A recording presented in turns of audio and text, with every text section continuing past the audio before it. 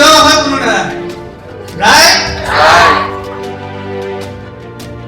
Hi friends, namaskar. কি খবৰ আপোনালোকৰ আশা কৰো আপোনালোক যেন ভালে কুশলে আছে Welcome to my channel Kankan Sharma. Yes, your motivator plus psychologist.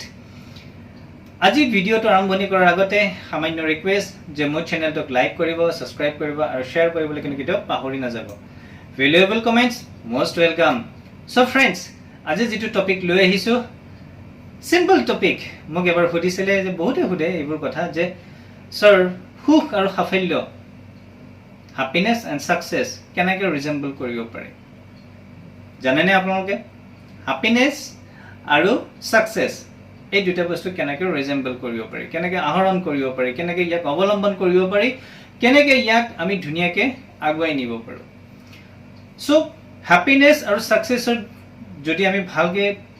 Analysis কৰি চাওঁ তেতিয়া কিছুমান বস্তু আমি চোৱা খুব দৰকাৰ এটা হৈছে আমাৰ needs আৰু এটা হৈছে আমাৰ wants মোক কি দৰকাৰ আৰু মই কি বিচাৰো ভালকে মন কৰক মোক কি বস্তু একদম ইম্পৰ্টেন্ট আৰু খুব দৰকাৰে my needs and what I want মোক কি লাগে আৰু এই দুটা বস্তু লিষ্টখন যদি আমি ভালকে এনালাইসিস কৰি চাওঁ needs হ'ব ইমানকন wants হ'ব ইমানবোৰ So, এই দুটাৰ মাজত যিমানে ব্যৱধান হ'ব means needs versus wants যিমানে ব্যৱধানবোৰ বাঢ়ি যাব হিমানে আমি সুখ আৰু সাফল্যৰ পৰা আঁতৰিয়ে থাকিম কেতিয়াও আমি নাপাওঁ কিন্তু দুইটাৰ মাজত গ্যাপ যিমানে কমি আহিব obviously আমি হ্যাপিও হম আমি সাকসেসফুলও হম সাকসেসফুল মানে এটো নহয় যে বহুত আমাৰ টকা পইচা success in terms of money success in terms of health success in terms of wealth success in terms of thought আমি এইবিলাক বস্তু যদি ভালকে অকমান এনালাইসিস কৰি চাওঁ তো obviously যিমান আমি আমাৰ thought process বিলাক ধুনিয়া হ'ব হিমানে আমি কি হম wealthy হম মানে সমৃদ্ধিশালী হম নহয় জানো যিমান আমাৰ সমৃদ্ধিশালী হম obviously I'll be happy you will be happy right so friends সুখ আৰু সাফল্যৰ মাজত যিখিনি ৰিজেম্বলেন্স আছে যিখিনি আমাৰ পদ্ধতি আছে যিখিনি আমাৰ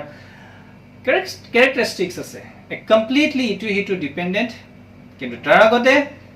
needs and wants এই দুটা বস্তু যাতে আমি ভালকে এনালাইসিস কৰিব পাৰো ভালকে যাতে আমি চিনি পাও ভালকে যাতে আমি ইমপ্লিমেন্ট কৰিব পাৰো তেতিয়াহে আমি সুখ আৰু সাফল্য অৱলম্বন কৰিব পাৰিম তাক এবজৰ্ব কৰিব পাৰিম আৰু আমি হেখিনি বস্তু ধুনিয়াকে সেলিব্ৰেট কৰিব পাৰিম সো ফ্ৰেন্ডস ওভাৰথিংকিং নকৰিব যিমানখিনি পাৰে নিজৰ needs আৰু wants ৰ মাজত